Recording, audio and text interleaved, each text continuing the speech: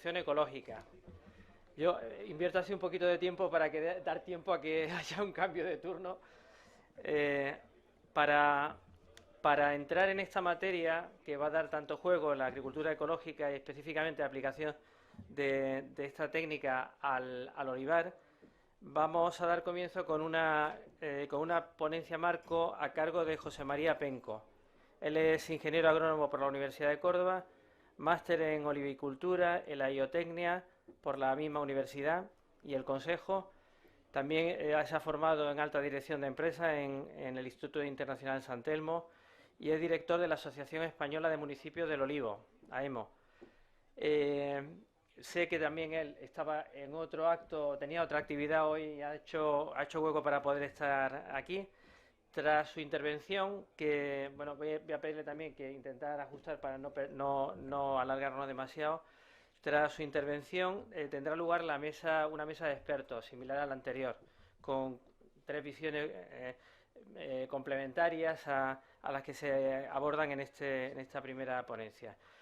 Esta sesión se está retransmitiendo a través de YouTube, Facebook, la propia plataforma web de Expofare, expofare.com, y nos consta pues, que hay personas que la están siguiendo desde lugares bastante remotos. De hecho, me ha llamado el profesor José Antonio Salinas de la Universidad de Almería, que acababa de contactarle a través de la plataforma uno que estaba viendo la charla desde México, ¿no? Entonces, bueno, pues estamos contribuyendo a unir lazos entre continentes y entre distintas formas de hacer agronomía. Así que, José María, adelante.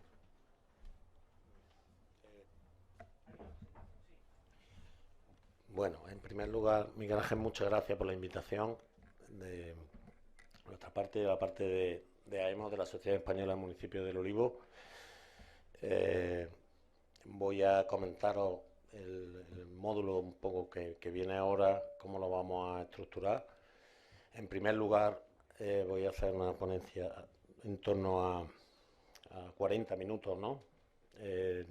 Acerca de la sostenibilidad del olivar en general. Y después vamos a hacer unas notas sobre el olivar ecológico al final. ¿Y qué es sostenibilidad? A nuestro entender, la sostenibilidad es producir de forma respetuosa con el medio ambiente, pero ante todo con rentabilidad. Si no hay rentabilidad, no hay actividad, ya sea una empresa agroalimentaria, una finca, una explotación agropecuaria, cualquier empresa, cualquier actividad empresarial tiene que tener rentabilidad. Y por eso el enfoque que vamos a dar a esto va a ser hablaros de la rentabilidad de los distintos sistemas del cultivo del olivo, haciendo especial hincapié en el riego secano, diferenciación en el riego secano, y para eso vamos a presentar en 30 minutos, 25-30 minutos, el estudio de costes del cultivo del olivo según distintos sistemas de producción en riego y en secano, y al final vamos a hacer unas notas acerca de la producción ecológica integrada en esos sistemas. La producción ecológica es transversal y podemos certificar como ecológico un olivar tanto de montaña como un olivar en seto, y de hecho así es, ¿no? Entonces, vamos a hablar sobre los costes de producción de 1 kilo de aceite de oliva en distintos sistemas de cultivo, en distintos escenarios. Y ahí veremos qué sistemas van a tener una sostenibilidad económica, una rentabilidad económica que les permita la sostenibilidad en el tiempo y cuáles no lo van a tener. Bueno, en primer lugar, les comento, siempre lo hacemos, la asociación nuestra, para quien no la conozca, la Asociación Española de Municipios del Olivo, son 150 municipios y diputaciones de toda la España olivarera. Ahí estáis viendo en la diapositiva en color verde oscuro las provincias que son socias nuestras y en color verde claro los municipios. Somos una asociación que nació en 1996 con la finalidad de la continuidad del cultivo del olivo y precisamente esa rentabilidad vista también desde el punto de vista de la cultura del aceite, del fomento del consumo de aceite de oliva virgen extra de calidad, etcétera, etcétera. Como decía, la estructura de esta charla pues será la aproximación a esos costes y después veremos, una vez vistos los costes, qué estrategias de futuro podemos tener para alcanzar la rentabilidad en aquellos sistemas, en aquellos escenarios donde, como veremos, no es rentable debido a los costes la producción de aceite de oliva. Cuando planteamos este estudio en 2010, lo planteamos de esta forma, ¿no? ¿Cómo se puede actuar agronómicamente el olivicultor para que su olivar sea rentable? La rentabilidad de una explotación de olivar depende, lógicamente, de dos variables, del precio del aceite y de los costes de producción. El precio del aceite es función del equilibrio entre la oferta y la demanda mundial y es, por tanto, un parámetro donde un agricultor, un empresario agrícola, a nivel de parcela no puede actuar. Puede actuar a nivel de comercialización, etcétera, pero a nivel de finca no podemos actuar, ¿no? Los costes de producción, ¿de qué dependen? Van a depender del sistema de cultivo. Ahora veremos qué sistema de cultivo hemos determinado o determinamos en aquel momento para determinar los costes. Y va a depender del manejo. Una vez que tengamos un sistema u otro, según lo manejemos, tendremos unos costes u otros. Por tanto, a nivel de parcela, a nivel de explotación, a nivel de finca agraria, la rentabilidad depende de 4 variables: la producción mundial, el consumo mundial, el sistema de cultivo y el manejo del cultivo que tengamos. Y podemos incidir en dos a nivel de finca, en el sistema de cultivo y en el manejo. En el sistema de cultivo podemos actuar porque podemos reconvertir nuestro olivar de un sistema tradicional, por ejemplo, a un sistema de alta densidad, sea intensivo, sea en seto. Y en el manejo, por supuesto, cada decisión diaria de un agricultor implica actuar sobre los costes, ¿no?, en función del manejo de las distintas tareas de cultivo, desde el manejo del suelo, abonado, fitosanitario, recolección, riego, etcétera, etcétera, ¿no? Y eso es lo que nos vamos a centrar. El objetivo, por tanto, de este estudio fue determinar los manejos adecuados en cada escenario y valorarlos para establecer la necesidad o no de cambiar el sistema existente. Y para la primera decisión que tuvimos que tomar fue definir cuántos sistemas de cultivo hay. Realmente, como alguna vez decía algún profesor mío, hay tantos sistemas de cultivo como diferentes fincas, ¿no? Cada finca, digamos, que es un sistema de cultivo. Pero tenemos que definir un número concreto, discreto, de sistemas, y en ese sentido, pues definimos entonces, estoy hablando del 2010, el que llamamos olivar tradicional no mecanizable, que sería un olivar tradicional en montaña, en alta pendiente; olivar tradicional mecanizable, que sería un olivar tradicional, marcos 10×10, varios pies, etcétera, etcétera, pero que vegeta en baja pendiente; el olivar intensivo y el olivar superintensivo o en seto. Y dentro de eso vais a ver que cuando vayamos a determinar costes tenemos que distinguir entre riego y secano. Esos 4 sistemas se nos van a convertir en 6. ¿Por qué no en 8? En 8 sería 4×2. Considerar riego y secano los 4 sistemas que he comentado. Pues porque en el caso del olivar de montaña hemos considerado únicamente el secano y en el caso del olivar en seto hemos considerado únicamente el regadío. Y, sin embargo, en los 2 sistemas intermedios, el tradicional de baja pendiente, el que llamamos mecanizable, tradicional mecanizable, y el intensivo, hemos considerado los 2, regadío y secano. ¿Por qué? Bueno, porque el 95, diría yo, 95% de los olivares de sierra de España y especialmente de Andalucía son de secano. Y porque hasta hace muy poco, y tengo que decirlo, tened en cuenta que el estudio lo hicimos en 2010, y ya nos están diciendo que le metamos al último olivar también la alternativa de secano, decía porque hasta hace muy poco los olivares en seto eran en regadío. Es cierto que en los 4, 5, 6 últimos años hay una implantación de cierta importancia de olivar en seto, en secano, ¿no? Pero en este caso no lo vamos a determinar aquí porque no lo determinamos. Otra cosa es que lo hagamos más adelante. Bueno, esto voy a pasar rápido porque todos los que estáis aquí sois olivareros y expertos y lo conocéis, ¿no? Definimos el olivar tradicional en general, luego veremos según la pendiente, en general como un olivar que normalmente es de varios pies, eventualmente puede tener un pie en zonas marginales o en zonas de sierra. Normalmente los marcos son amplios, 10×10, 12×12, estamos hablando de 100, 80, 120 máximo árboles por hectárea de densidad. Rendimientos productivos normalmente medios o bajos, depende del escenario donde nos movamos, pero vamos allí de 1.750 kilos en la sierra, en las zonas más marginales de menores producciones, a 3.500 en el caso del secano, o hasta 6.000 kilos por hectárea en caso de regadío, en las zonas de baja pendiente y más productivas.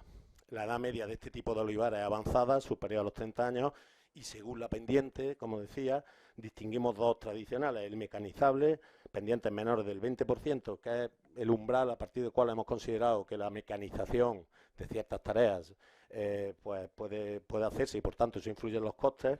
Las labores son mecanizables con más o menos intensidad, como decimos, y es posible el cambio de sistema. Esto es muy importante, importantísimo. Es decir, este es un olivar que sí podemos hacer un cambio en el sistema de cultivo si lo decidimos. Sin embargo, el otro, el olivar tradicional no mecanizable o olivar de sierra, tenemos unas pendientes superiores al 20%, las labores son no mecanizables en su gran mayoría, podemos tratar, y lo veremos, con un tractor cadena, con goma y pistolas para los tratamientos aéreos, etcétera, pero un grado de mecanización mucho más bajo y no es posible el cambio de cultivo. Y esto también es muy importante, y especialmente en el entorno del módulo donde nos estamos moviendo, de la olivicultura ecológica, porque luego veremos que como no es posible el cambio del sistema de cultivo, porque no tiene sentido poner un olivar de alta densidad en altas pendientes, como eso es así, la solución va a pasar por la transformación a agricultura ecológica, sí o sí.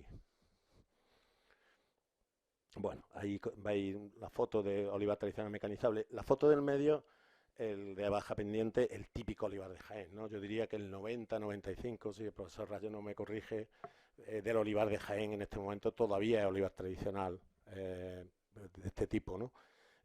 Pongo la foto del medio, sí llama la atención porque son olivar de hace poco, o sea, se entiende que era un sistema que era el que había, que era el tradicional, pero lo que no se entiende es que todavía haya agricultores que estén poniendo nuevos olivares, pues como estáis viendo ahí, tradicionales a 10 metros, no con plantón, sino con estaca enterrada, etcétera, etcétera. En algunos sitios se sigue haciendo, ¿no? Ahí tenéis el olivar de montaña, el tradicional no mecanizable, y luego los otros dos los englobamos en lo que llamamos olivar de alta densidad. También hay otros técnicos o expertos que lo llaman olivar moderno. Bueno, pues sería el intensivo y el seto. El intensivo que surge en Córdoba, nuestra provincia, bueno, con el profesor Humane y otros más, y Luis, que está aquí, ¿no? Que es historia viva, pues surge en los años 75, 80, ¿no, Luis? Cuando se decide el que en lugar de tener olivos de 3 patas a 10 por 10, pues vamos a poner olivos de una pata a 7 por 7. ¿Qué permite eso? Permite dos cosas: que la interceptación de luz, que la superficie foliar expuesta a la luz sea mayor y por tanto sea mayor la producción, porque la producción es directamente proporcional a la fotosíntesis. Si yo tengo el mismo volumen repartido en más número de esferas, tendré más superficie expuesta a la luz, por tanto tendré más producción para los mismos recursos, para la misma dotación de agua, para el mismo tipo de tierra, etcétera, etcétera. Por un lado, y por otro lado permite la mecanización, porque en aquellos años empezaban los primeros vibradores de tronco y por tanto ahí es donde surge el olivar intensivo, que se convierte en un éxito, porque 40, 50 años después ya podemos estar hablando de que un 26-27% de la superficie del olivar español es intensivo, ¿no? Bien, ahí tenéis las densidades de entre 200 y 800 árboles por hectárea. El 7x7 fue el primer marco, después nos hemos ido a marcos más densos, nos hemos ido a un 6x4, un 7x5, etcétera, etcétera, ¿no? Al final, entre 200 y 800 árboles por hectárea, los olivos son aislados, no forman setos, son aislados con la copa en vaso.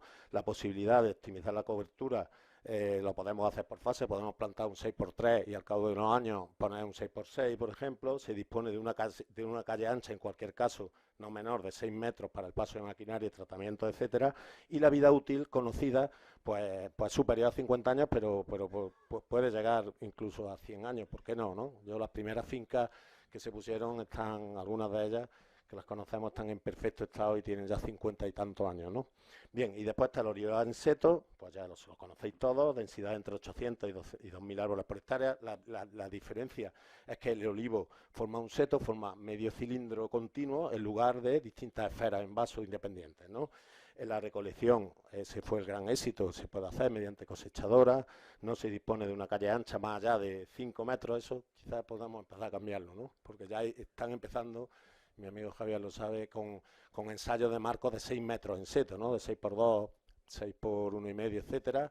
Pero bueno, en torno a 5 metros en la calle o menos, y distancia entre olivos no superior a 1,5 metros, 2 metros, y una vida útil probada, decíamos aquí, tened en cuenta que esto lo hicimos en 2010, lo hemos actualizado en 2020, todos los datos están actualizados, pero en aquel momento decíamos la vida útil no superior, no sabemos las fincas más antiguas tienen 15, 20, 25 años, ya tienen 25 años, ya en el 2023 hay fincas de 25 años y de algo más.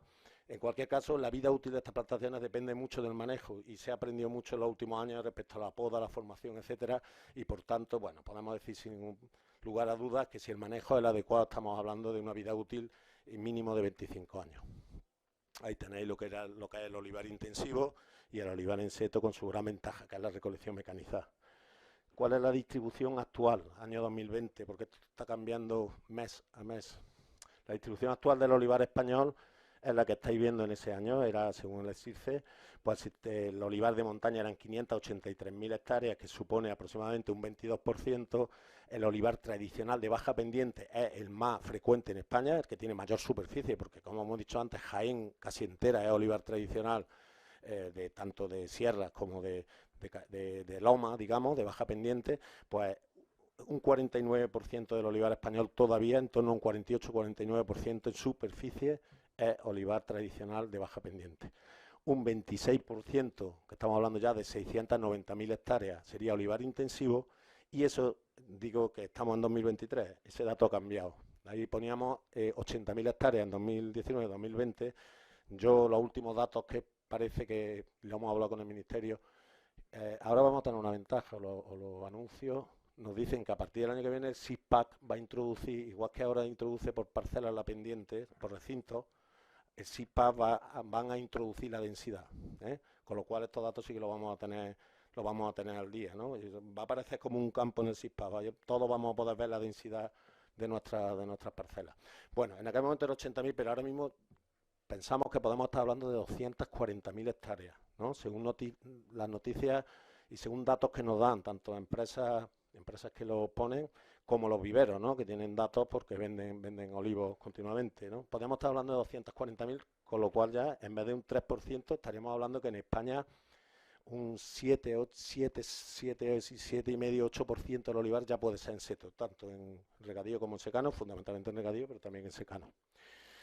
Tenemos que decir, por supuesto, cuando hicimos este estudio, había dos formas de hacer un estudio de costes, y yo creo que hay dos formas de hacer un estudio de costes en el campo. Una es a través de encuestas, preguntándole a agricultores que están en distintos escenarios cuáles son sus costes y haciendo medias y tratando esos datos estadísticos. O el segundo forma de hacer un estudio de costes, que es decir, vamos a aplicar las buenas prácticas, vamos a valorar los costes de las distintas tareas de cultivo haciéndolas como hay que hacerlas. Nosotros optamos por este segundo sistema, es decir, nosotros cogimos a los expertos en cada tarea de cultivo y le preguntamos que para cada escenario, intensivo, mecanizable, etcétera, o sea, tradicional, etcétera, nos dijeran cuáles eran las mediciones de cada una de esas tareas. X horas de personal para la poda, X kilos de cobre para los fitosanitarios, etcétera, etcétera. Y a partir de ahí sacamos los costes. ¿Por qué lo hicimos así?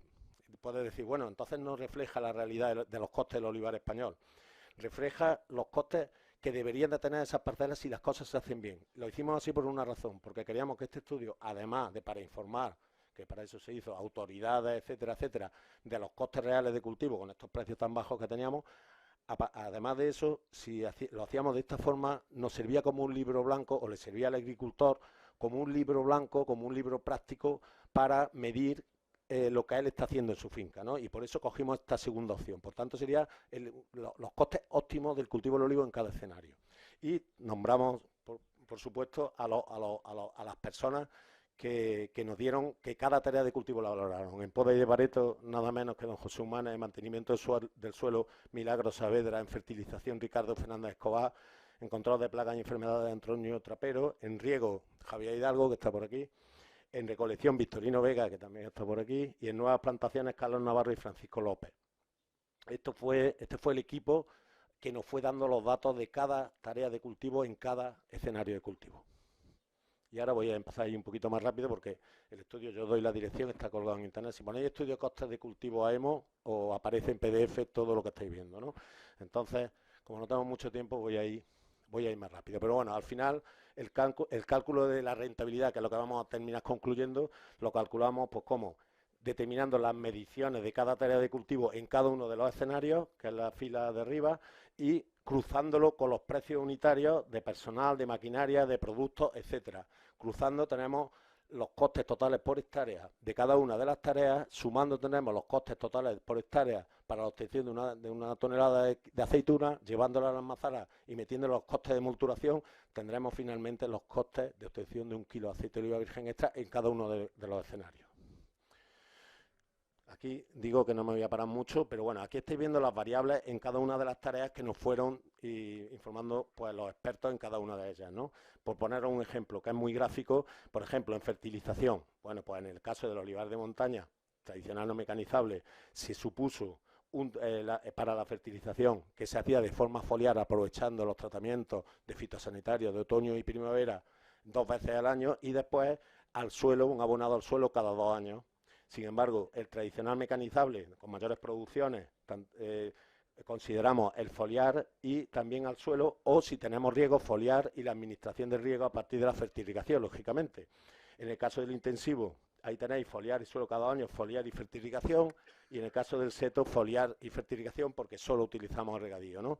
O en el caso de las plagas y enfermedades también es muy gráfico, fijaros, que la recomendación, en este caso Antonio Trapero, que en un olivar de montaña tratamos 2 veces al año, una en otoño y otra en primavera, típico de repilo sobre todo en otoño y en primavera también, y en primavera pues si es necesario contra el PRAI, 3 tratamientos si es un olivar mecanizable que son más productivos, un tratamiento en otoño y 2 en primavera, 4 tratamientos si es un olivar intensivo, 2 en otoño y 2 en primavera, y 5 tratamientos si es un olivar en seto, 2 en primavera, 2 en otoño, y el que se da justo después de pasar la recolectora, que sabéis que hace pequeñas heridas y que es bueno tratar contra enfermedades fúngicas con algún fungicida, ¿no? O sea, cobre, o sea, sistémico. Bueno, he pasado el resto de... para atrás. He pasado el resto, pero si nos vamos a... Bueno, la recolección, por supuesto, que es vital en los costes. En un caso de montaña se supuso un vibrador de ramas, que es a lo más que podemos llegar a mecanizar y caer la aceituna al manto y recogerla. En el caso del tradicional mecanizable, con un vibrador de tronco ayudado de vara y mantón. En el caso del intensivo ya metemos un vibrador con paraguas y en el caso del seto una cosechadora integral. Y aquí nos paramos porque estamos en una feria del riego, ¿no? En la dotación de riego, veis que el de montaña, como he dicho, no tiene riego. El tradicional mecanizable suponemos una administración de una dosis anual de 1.500 metros cúbicos por hectárea, con unos 3 moderados, 30 días en agosto, un riego deficitario controlado. En el caso del intensivo, ya 2.000 metros cúbicos por hectárea, y en el seto también 2.000 metros cúbicos por hectárea. Y ahora vamos al dato más sensible de todo. Para calcular costes de cultivo, en el caso del olivo, el dato más sensible es qué producción unitaria le asignamos por hectárea a cada sistema de cultivo, ¿no? Eso había que decidirlo, para eso también reunimos esa mesa de expertos que os dijimos y consensuamos esto que tenéis aquí. En el caso del olivar de montaña hemos supuesto una producción de aceitunas, lo que estáis viendo ahí es kilos de aceituna, por supuesto, no de aceite, de 1.750 kilos por hectárea, con un rendimiento graso asociado del 22% sobre húmedo. Esto, cuando vamos a echarle a los pueblos de montaña, nos dicen en muchos que es alto. Bueno, pues si cogimos, digamos, un mínimo técnico, ¿no? Porque si cogemos menos producción, ya los costes se disparan de tal forma que son insoportables. Por eso cogimos ese mínimo técnico. En el caso del tradicional mecanizable, si estamos en secano, le asignamos 3.500 kilos por hectárea de aceituna, y si estamos en regadío, 6.000 kilos por hectárea de aceituna. Estamos hablando de media a lo largo de los años. Bueno, imaginaros el típico olivar de Martos tradicional, de olivo a 10 por 10 de varias patas, pero que nos da cada olivo casi 100 kilos de aceituna. Pues estamos hablando de que en regadío nos vamos a 6.000 kilos por hectárea perfectamente, o en lucena, vamos, de media, ¿no? Y en secano 3.500. En el intensivo le asignamos 5.000 kilos por hectárea en secano y 10.000 kilos por hectárea en regadío. Y el rendimiento graso del 18 y del 20%.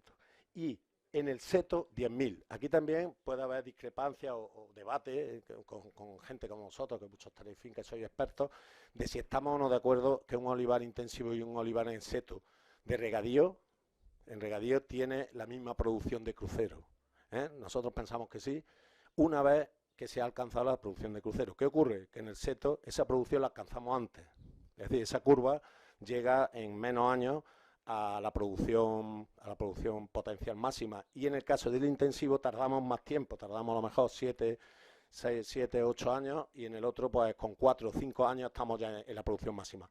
Pero para unas mismas condiciones de parcela pensamos que un seto de 7x5 de crucero puede tener una producción igual de 10.000 kilos por hectárea, que es la que consideramos de aceituna, que un olivar en seto, aunque el olivar en seto lo alcanza antes, como decimos.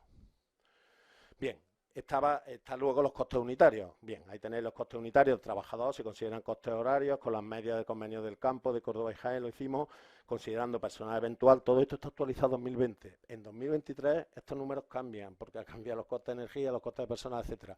Pero luego hablaremos al final. Ahora mismo estamos con un escenario de 2020, incluidos seguros, considerando todo personal eventual, con jornadas como establece la normativa de 6 horas y media al día. Ahí tenéis los costes unitarios de maquinaria. Estos datos los tomamos del Ministerio de Agricultura y Pesca, que tiene en su web unos costes unitarios, pues tanto del tractor como de los aperos, pulverizador, atomizador, desbrozadora, cultivador, abonadora, picadora de rabón, etcétera. Esos son los costes unitarios por hora asignados que serían parecidos a los que una empresa de servicio nos da, aunque este año eso ha subido, somos conscientes, pero bueno, estamos hablando de 2020. Estamos hablando además de una finca media de una superficie de 30 hectáreas, porque sabéis que un tractor, la amortización depende mucho del uso de las horas año que le demos, que en este caso consideramos unas 750 horas año, en fin, son datos medios, ¿no? Los costes de productos ni los miráis porque están absolutamente disparados, pero esos eran los que había. Bueno, costes unitarios, y a partir de aquí ya empezamos a ver cada una de las tareas. La tarea de la poda. Bien, en la tarea de la poda consideramos que en el olivar de montaña, que es el primero en la tabla, olivar tradicional no mecanizable, hacemos una poda de renovación de 21 horas cada 2 años, porque podamos el olivar cada 2 años, no todos los años. Normalmente son olivares mayores de 30 años, pues nos sale 98 euros de coste de poda en caso del olivar de montaña, hasta el olivar en seto, que consideramos una poda anual de 25 horas de operario manual al año, y después, en todo caso, un tope mecánico. El olivar, estamos hablando de 2 a 15 años. Ahí tenéis los costes asociados de poda. Lógicamente el olivar en seto tiene más horas, tiene mayores costes de poda. Aquí tendríamos los costes de eliminación de restos de poda, que sería, en el caso de la montaña, hasta este año, la solución, la única solución, porque ahí no entran las desbrozadoras con más del 20% de pendiente. La única solución era apilar y quemar los restos de poda de la montaña. Este año, bueno, se ha dado un permiso especial, pero eso vamos a tener que terminar metiendo máquinas forestales que sean capaces de entrar en el 20% y que piquen los restos de poda también en esas pendientes, pero bueno, ahí están los costes. En el caso del olivar de baja pendiente tradicional, tenemos el peón que va acopiando los restos de poda y separando los leños gordos al centro de la calle, y después pasa una trituradora de ramón, y esos son los costes asociados. Después el intensivo, lo mismo, y el seto. El desbareto, ahí tenéis los costes de desbareto. Bueno, pues las horas necesarias para desbaratar el olivar en los distintos sistemas. Fijaros que en este caso en el seto es cero, porque el seto no lo desbaratamos, lo consideramos en la poda, pues ya se hace lo que hay que hacer, En el resto de los sistemas sí tenemos un coste de desbareto, el desbareto típico que hacemos julio-agosto en el olivar. Pues los costes de poda y desbareto sumados los tenéis ahí, hemos sumado los 3 anteriores: poda, eliminación de restos de poda y desbareto, tenéis la suma. Costes de tratamientos fitosanitarios, ahí los tenéis, pues los productos que echamos. Y de la cuba, sabéis que echamos tanto productos fitosanitarios, siempre aprovechamos para echar pues urea líquida o cloruro potásico soluble o lo que sea. Aprovechamos para hacer fertilización a la vez que echamos el cobre o los plaguicidas que echemos en los tratamientos de otoño e invierno. Entonces lo que hemos hecho es asignar 2/3 del coste de aplicación a los fitosanitarios y 1/3 al abonado foliar, ¿vale? Para separarlo, porque la cuba va a las dos cosas. Según lo que vale una y otra, pues nos salía 1/3 o 2/3, ¿no? Y luego los productos que sean, ¿no? Y el número de tratamientos que sean. Lógicamente en el seto tenemos mayor número de tratamientos, los costes son mayores. Costes de fertilización, ahí los tenéis, ahí metemos la cuba con el tratamiento foliar y luego el abonado al suelo o la fertirrigación en el caso de que tengamos regadío. Costes de mantenimiento del suelo. Esta quizás sea la técnica de cultivo más difícil de valorar, porque depende mucho de las hierbas que tengamos, en unos sitios más, en otros menos. Hemos supuesto que mantenemos cubierta vegetal, ya lo suponíamos en 2010, ahora si queremos cobrar la PAC, sabéis que no lo tenemos que suponer, lo tenemos que hacer. Y bueno, y desbrozar esa hierba, matarla a partir de marzo, abril, cuando empieza a competir con el olivo, tanto en humedad como en nutrientes, ¿no? Bueno, pues ahí tenemos los costes de mantenimiento del suelo, los costes de riego. En el caso del olivar de montaña no hay coste porque no hay riego, y en el resto hemos supuesto la dotación que os dije antes, 1.500, 2.000 metros cúbicos, y también, esta parte la hizo Javier que está aquí, también teníamos que suponer unos costes energéticos, pero claro, depende si el agua es subterránea y necesito está a 200 metros de profundidad, o si tenemos una comunidad de regantes que nos sirve el agua a cota cero, ¿no? Entonces cogimos unos costes medios y bueno, ahí están. Sí que metimos el coste de la secundaria y de los portagoteros, es decir, el coste de instalación de riego, el coste de amortización, lógicamente, según el periodo de vida útil, ¿no? Y ahí tenéis los costes imputables a riego. Los costes de recolección, que son los más importantes, todos los que estamos aquí sabemos que los costes de recolección en olivar es el principal capítulo de gasto y el más decisivo a la hora de determinar los costes de producción de un kilo de aceite de oliva. Bueno, pues ahí tenéis los costes. Fijaros que ya desdoblamos entre secano y regadío, porque lógicamente en riego tenemos una producción asociada más alta y por tanto unos costes unitarios de recolección más bajos. Siempre que tengamos más aceitunas, como bien sabemos los agricultores, los costes son más bajos, ¿no? Por ejemplo, este año que había muy poca aceituna se nos han disparado más los costes de recolección porque por kilo nos sale más, ¿no?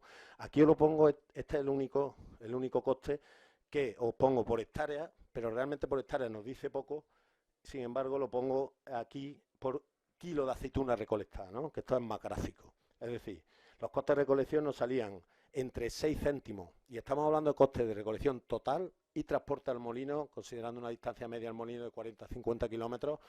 En el caso de un olivar en seto sería en torno a 6 céntimos, considerando todos los costes, no solamente la máquina. Luego alguna vez nos dice la máquina, si divide sale menos, no sale 3, 4 céntimos. Bueno, también la máquina, tenemos el remolque, que a lo mejor es nuestro encargado, pero que tiene que ir, o el camión, que tiene que ir después a la almazara, y esos costes también hay que meterlos, ¿no? Entonces nos salen en torno a 6 céntimos, y fijaros que ese es en el caso más favorable, y el más desfavorable, el olivar de montaña, pues hasta 30 céntimos de coste de recolección de un kilo de aceite. Eso va a ser decisivo a la hora de los costes unitarios de extracción de un kilo de aceite de oliva. Y ya tenemos todo.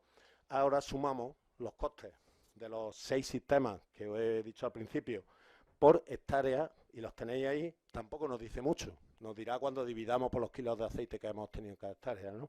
Pero bueno, van desde 1.200 euros en el caso de olivar de montaña a 2.300 euros en el caso de olivar en seto. Ahí tenéis la tarta de distribución de costes, qué importancia tienen las distintas tareas en los costes. En el caso del promedio, hemos hecho un promedio de los distintos sistemas en secano y en regadío. Bueno, ahí tenéis que el principal coste de producción, el de la aceituna, por supuesto, la recolección, estaba claro, pero sin embargo, pues en el caso del secano, el segundo coste, con un 22% del coste, sería el mantenimiento del suelo, antes que la poda incluso, ¿no? Que sería el tercero, etcétera, ¿no? En el caso del regadío, ahí veis en azul la importancia de los costes de regadío, que también hay que considerarlos, porque son de hasta un 21% sobre el total de costes de producción de un kilo de aceite. Y ahora ya vamos al molino. Tenemos los costes de producción por hectárea, le aplicamos la producción que tenemos de aceituna por hectárea, y si lo dividimos nos sale el coste de producción por kilo de aceituna. Si a eso le metemos el rendimiento, tendremos los costes de producción de un kilo de aceite, considerando unos costes de molturación que también son debatibles y que hemos considerado en 4 céntimos de euro por kilo de aceituna molturada. Sería el coste de la molturación en el molino. Digo que es discutible, puede considerarse que es poco, que es mucho, depende de la zona que estemos, pero realmente existen molineros, existen industriales de almazaras que te molturan la aceituna a ese precio, ¿no? A unos 4 céntimos por kilo, luego restándote los puntos que te tenga que restar sobre el rendimiento graso total, etcétera, ¿no? Bien, pues ahí tenemos los costes, la última columna. Los costes de producción de un kilo de aceite en 2020, que en 2021 no son estos, en 2023 no son estos, van desde 1,49 en el caso del olivar en seto, 1,60 en el caso de un olivar intensivo de regadío, 1,90 en el caso de un olivar intensivo de secano, 2,18 en el caso de un olivar tradicional de riego de baja pendiente, 2,64 en un olivar tradicional de secano de baja pendiente, y en el olivar de montaña en torno a 3,50. La montaña es muy diferente una a otra y puede ir en torno a 3,50, pero puede ir hasta 5 o 6 euros dependiendo de las producciones. Si en vez de 1.750 kilos por hectárea tenemos 1.000, pues los costes se disparan aún más, ¿no? Pero lo que sí vemos, lo que sabíamos antes de empezar el trabajo, es que desde luego no podemos hablar de costes de producción de un kilo de aceite de oliva en España. Podemos hablar de costes de producción de un kilo de aceite de oliva en España según qué escenario estemos. Ahí tenéis los costes desde el seto que está arriba hasta la montaña que está abajo, y lo que os decía. Luego, en torno a estas serían los costes, y las cosas las hacemos, como decía, correctamente, pero después habrá agricultores que tengan unos costes menores dependiendo de la finca y mayores. Al final la variabilidad es grande, ¿no? Y hay una cosa que sí estamos seguros: la variabilidad en el caso de los costes de un olivar de montaña es mucho más amplia que la variabilidad de costes de un olivar en seto, porque un olivar en seto, de cierta forma, cada vez, o sea, se parece más a una fábrica de tornillos. Quiero decir, es mucho más parecida dos olivares en seto, dos fincas de olivar en seto, que dos fincas de olivar de montaña, donde la variabilidad puede ser mucho mayor. Si ahora vamos a ver la rentabilidad, y estoy acabando con esta parte, y después hacemos una reflexión del olivar ecológico. Si estamos viendo el precio del aceite en estas 3 últimas campañas que calculamos ayer, me ayudó mi compañero Kiko, que está aquí, es 2,65 el precio medio ponderado de las 3 categorías del aceite de oliva en España en las últimas 3 campañas, según Pulre. Si pongo en vertical ese precio, ahí estáis viendo qué sistemas entran en rentabilidad y qué sistemas no. Tengo que deciros una cosa: si en vez de poner los 3 últimos años hubiéramos puesto los últimos 10 años, o si en vez de poner los 3 últimos años estos, hubiéramos puesto los 3 últimos años hace 3 años, esta línea, que esta charla de hecho la llevamos dando mucho tiempo, esta línea estaba mucho más a la izquierda. Es decir, bueno, estamos aquí porque gracias a Dios en los últimos años el precio del aceite, por baja producción o por otra razón, está a unos niveles que está, pero lo normal es que hasta hace poco ningún olivar tradicional era rentable, porque el precio medio estaba en torno a 2,2. Si nos vamos a 2,2, pues se quedan fuera incluso los olivares, por supuesto, tradicionales de baja pendiente, incluso el del regadío. El intensivo y el seto tienen cierto margen, incluso con precio del aceite bajo, como estamos viendo, ¿no? Ahí tenéis una reflexión que hicimos. Si buscamos el precio objetivo del aceite de oliva, porque, bueno, cuando presentamos esto, estos son los costes, pero ¿qué empresario de qué actividad trabaja para no ganar dinero? Ninguno. Si tenemos que hablar de precio objetivo del aceite de oliva, tendremos que meterle un margen sensato. Quien ejerce una actividad tendrá que tener un beneficio. Y en ese caso lo que hicimos fue sumar un 20% sobre costes, y ese sería el precio objetivo, que son las líneas azul oscura. Ese sería el precio que tendría que tener el aceite en cada escenario. Claro, luego el precio es el mismo hablando de graneles, pero ese sería el precio que tendría que tener el aceite para que yo tenga una rentabilidad mínima del 20%. Y lo estáis viendo en la línea azul oscura. Ahí estáis viendo que desde luego no tenemos rentabilidad en todos los que serían olivares tradicionales, ¿no? Con estos números. Aquí, bueno, esto es un ejercicio que por cierto es positiva. Cuando salimos fuera de España la quitamos siempre. Ahí sumamos la subvención, ¿vale? Sumamos la subvención. ¿Cuál es la subvención? Pues la subvención, cada finca tiene unos derechos diferentes, unas tienen subvención y otras no tienen, pero si calculamos la bolsa de la PAC hasta ahora de España en millones de euros, lo dividimos por la superficie que tenemos, nos sale que la subvención supone en torno a 0,9 euros por kilo de aceite producido. Y eso es lo que hemos hecho, sumarle la subvención. ¿Eso qué es lo que nos explica también? Nos explica que se siga el cultivo del olivo en ciertos escenarios, ¿no? Pero fijaros que el olivar de montaña, ni con subvención, ni con los precios de los últimos años, siquiera encuentra la rentabilidad. Ahí tenéis, ahora os pongo el precio del aceite lampante, el mismo dato de antes, pero en vez de la media pondera entre el virgen lampante y virgen extra, en el lampante nada más, ¿no? Y mirad, 2,44, estamos ahí, ¿no? Ahora le doy al virgen extra y mirad, le voy a dar para adelante y para atrás. O sea, esta sería la diferencia en precios, en ingresos, en producir lampante y producir virgen extra. Existe una diferencia que debería ser mayor, pero que existe, ¿no? Una diferencia en torno a 35 céntimos en estos últimos años. En el caso del olivar de montaña, ni siquiera con virgen extra, ni siquiera con subvención hemos visto que es rentable, ¿no? Bien, bueno, esto tampoco tiene mucho sentido. La pongo porque siempre luego buscan, el titular que buscan, ¿cuánto vale producir un kilo de aceite en España? Pues ya hemos visto que depende del sistema cultivo, pero si hiciéramos una media ponderada de costes, que es lo que hacemos ahí, según las hectáreas o la producción asociada a cada uno de los sistemas de cultivo, hacemos una ponderación y nos sale que de media ponderado, producir un kilo de aceite en España vale 2,49.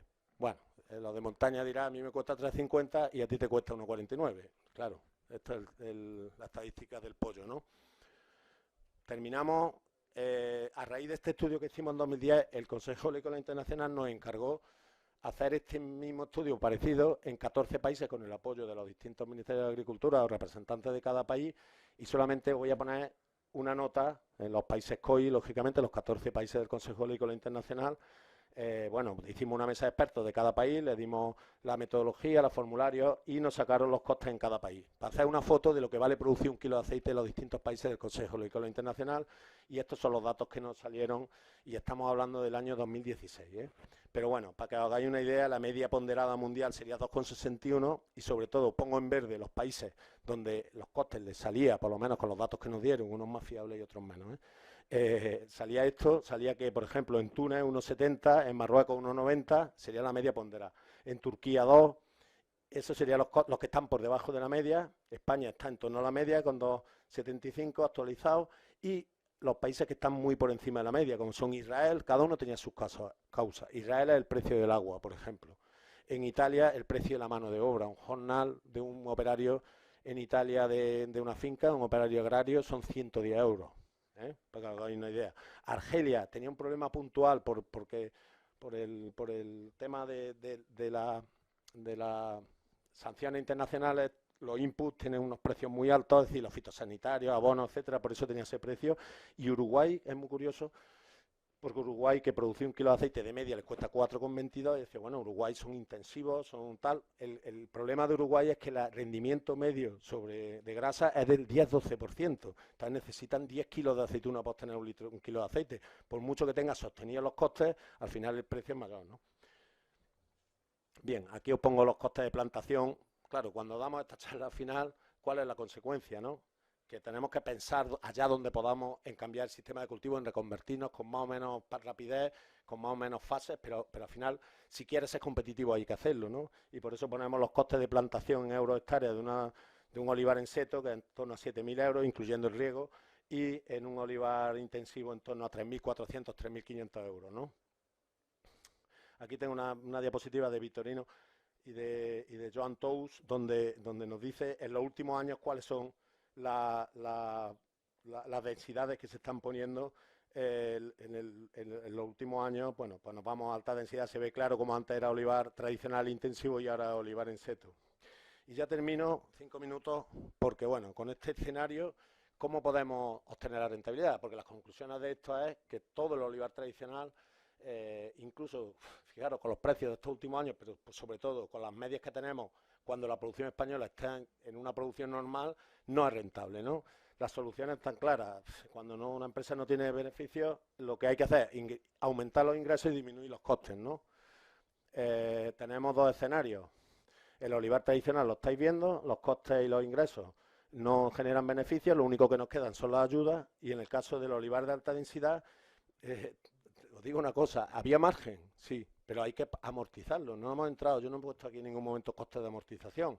Si metemos los costes de amortización, el margen que nos ha quedado sobre costes de explotación, habrá que emplearlo en amortizar la plantación, porque son olivares nuevos, los tradicionales no, son tan amortizados, pero los nuevos olivares hay que amortizarlos.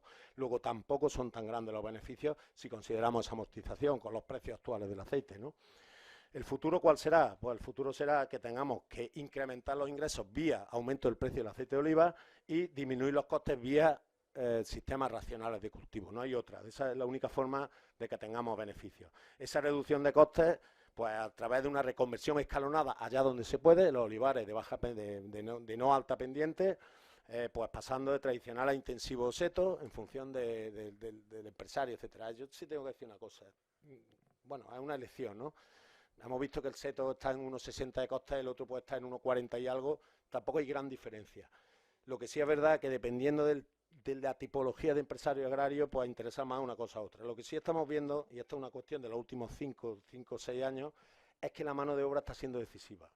Es decir, que incluso agricultores muy partidarios y muy de olivar intensivo, estamos hablando de los dos sistemas de alta densidad, están cambiando y están poniendo seto. ¿Por qué? Porque están hartos de no tener gente para coger la aceituna, ¿no? Y ese se está convirtiendo en la principal factor para esta decisión. Y está siendo así.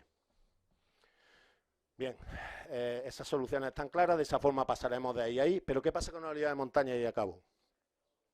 El caso particular de la oliva de montaña, este es nuestro hermano pobre, ¿no? Porque nosotros además en EMO tenemos muchos pueblos socios de la oliva de montaña, porque no puede, aunque quiera, no puede.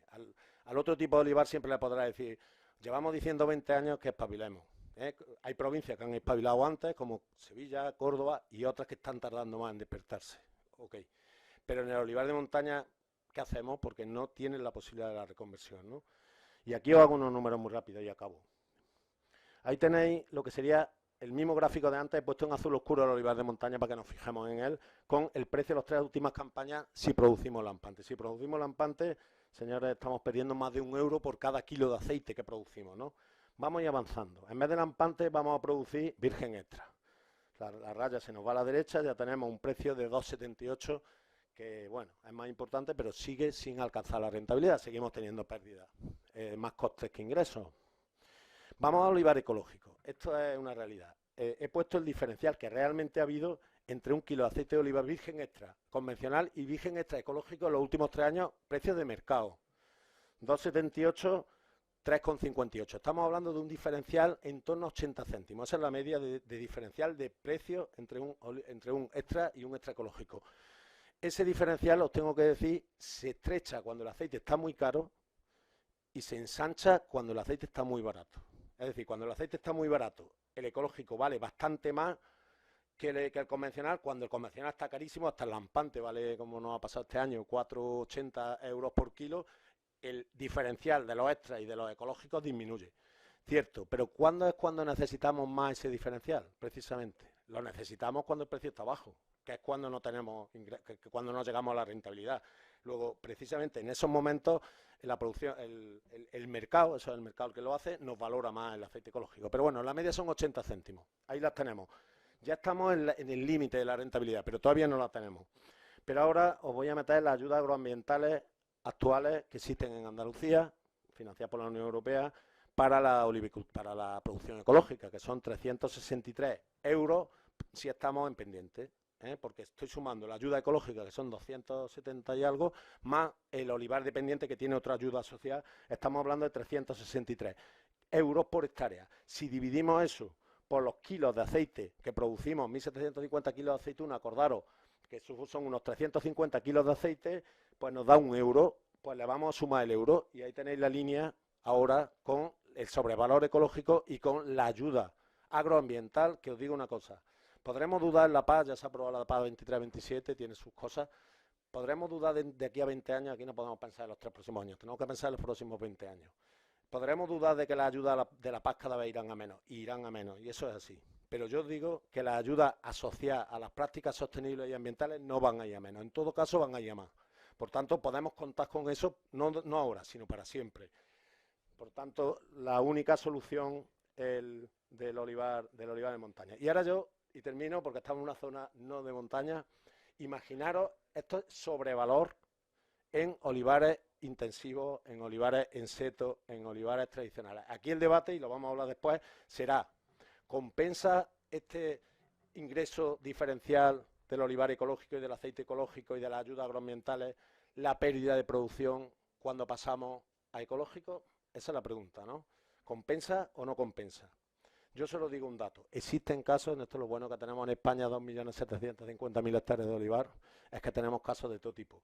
Existen casos muy cercanos en Córdoba de fincas intensivas y fincas en seto, en ecológico, con producciones muy parecidas, porque ha avanzado mucho los fitosanitarios, han avanzado mucho los abonos, han avanzado las técnicas de manejo del suelo, etcétera. Existen fincas con producciones muy parecidas en ecológico y en convencional. Entonces, eso sería en este caso los más listos de la clase.